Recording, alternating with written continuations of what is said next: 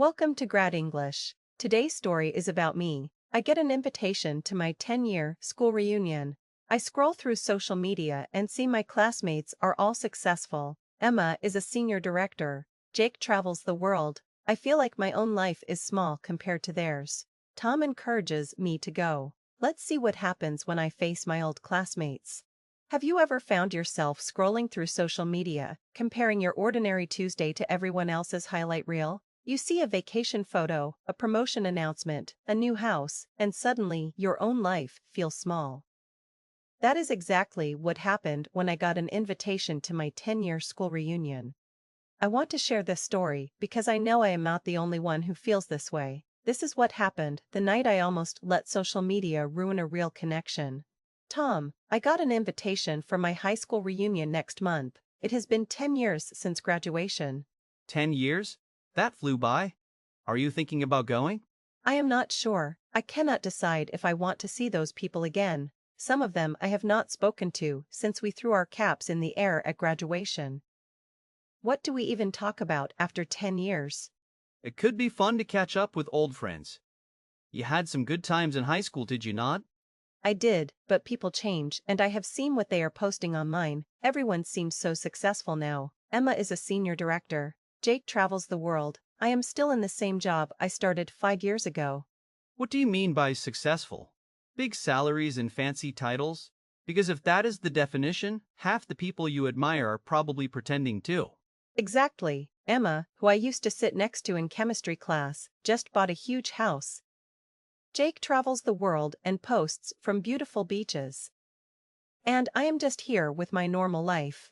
Sarah, you have a great career in marketing. You have friends who love you, and you actually enjoy your life. That is more than a lot of people can say.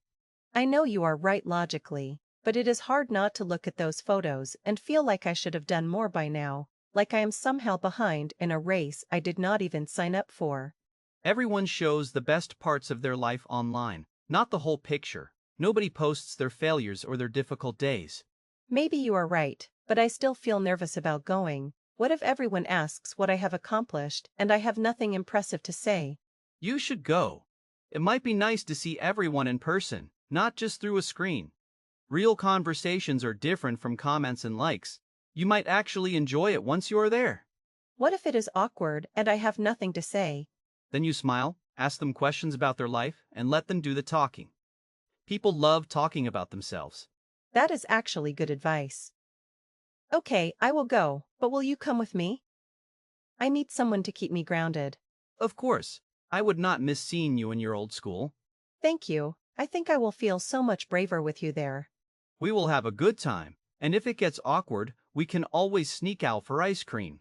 We are here. I see the banner, Westfield High, Class of 2016, 10-year reunion. That is a little surreal.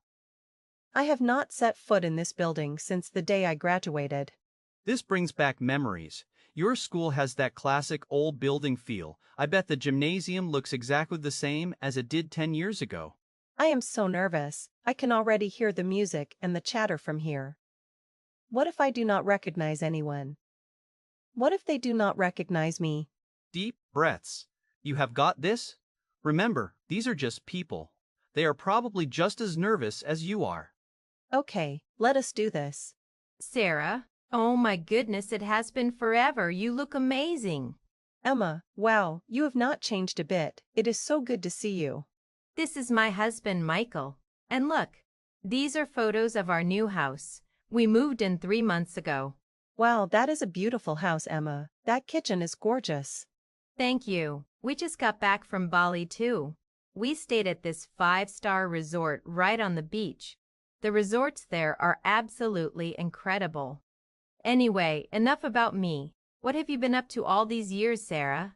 I work in marketing for a small company. Nothing too exciting, just a regular job with a regular salary. I handle their social media accounts and email campaigns.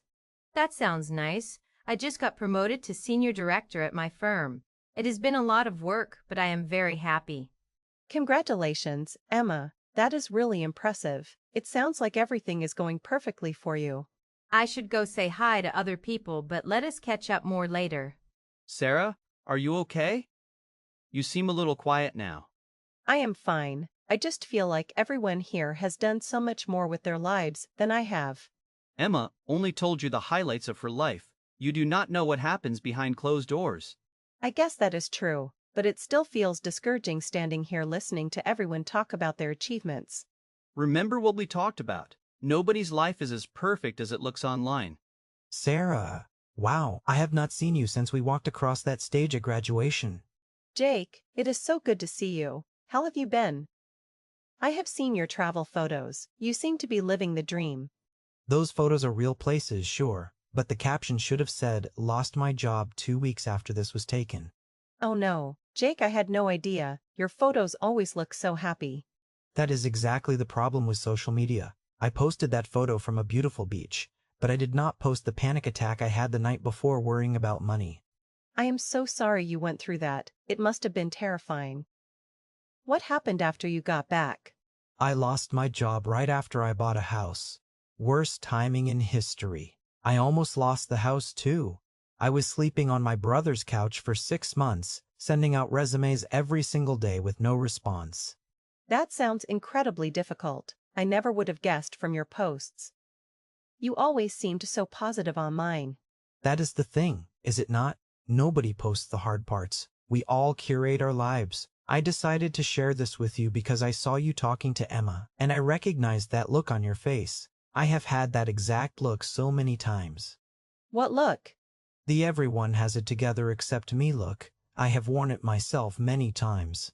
You are not wrong. I have been comparing myself to everyone here all night. It is exhausting. I walked in feeling fine about my life, and within 5 minutes I felt like I had not done enough. Trust me, almost everyone here is dealing with something behind their smiles. The guy who seems richest might be drowning in debt.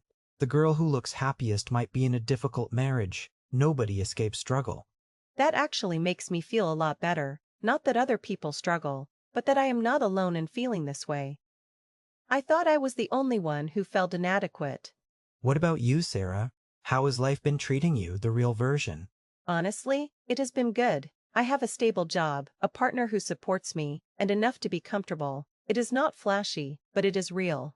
That sounds like exactly what matters in the end. Real connections, real stability. You are doing better than you think. I think I needed to hear that tonight more than I realized. You seem a little more relaxed now. I saw you talking to Jake. Good conversation?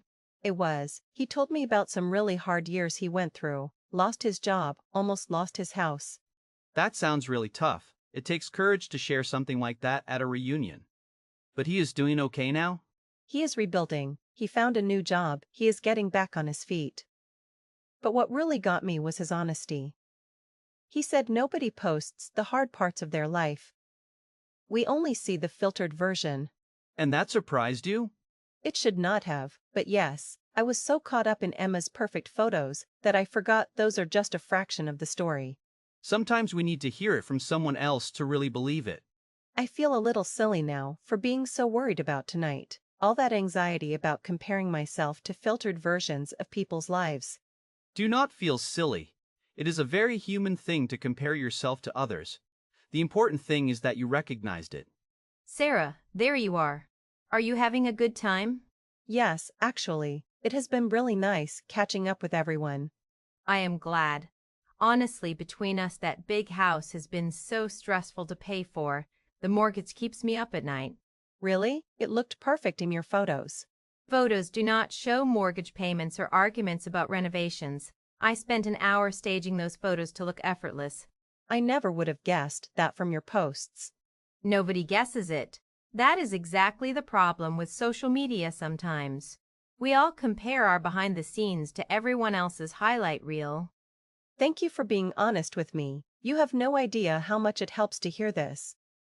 I have been comparing myself to your posts all night and feeling like I was falling behind.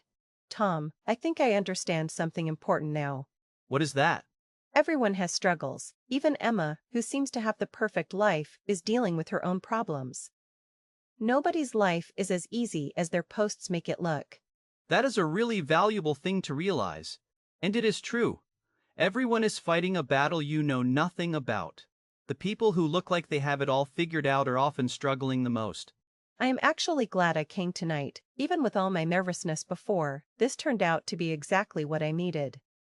I almost let fear stop me from having this experience. I am glad too. You look so much happier now than when we first walked in.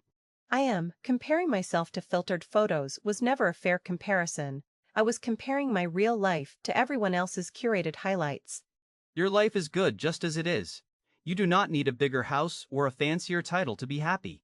You know what? I am glad I did not stay home tonight. I almost did. I was this close to making up an excuse. What changed your mind? Honestly, I did not want to wonder what I missed. And I am glad I came. See? Growth. I like this version of you. Let us go say goodbye to everyone before we head home. Good idea. It is getting late anyway. Did you want to say bye to Jake and Emma? Definitely. I want to thank Jake again for his honesty, and Emma too for being real with me. Real connections. That is what tonight was really about. Thank you for coming with me tonight. I really needed the support. Anytime. I am proud of you. You listened, you opened up, and you learned something real. That takes more courage than you give yourself credit for. On the way home, I feel so much lighter than I did this morning, like I was carrying a weight I did not even know I was holding. All that anxiety, and for what? That is what happens when you stop comparing yourself to a highlight reel. You start seeing your own life for what it really is instead of what it is not. And usually it is pretty good. I am going to remember tonight every time I scroll through social media from now on, not the nerves, but the real conversations and the honesty. That sounds like the best lesson from any reunion. Comparing my real life to everyone else's curated photos almost ruined a night that turned out to be exactly what I needed. Social media shows us everyone's greatest hits, but real life happens in the moments nobody photographs. The quiet conversations, the honest confessions, the struggles we hide from our feeds. So tell me, have you ever compared your life to someone's highlights online, only to discover the full story was completely different? Have you ever felt like everyone else has it figured out except you?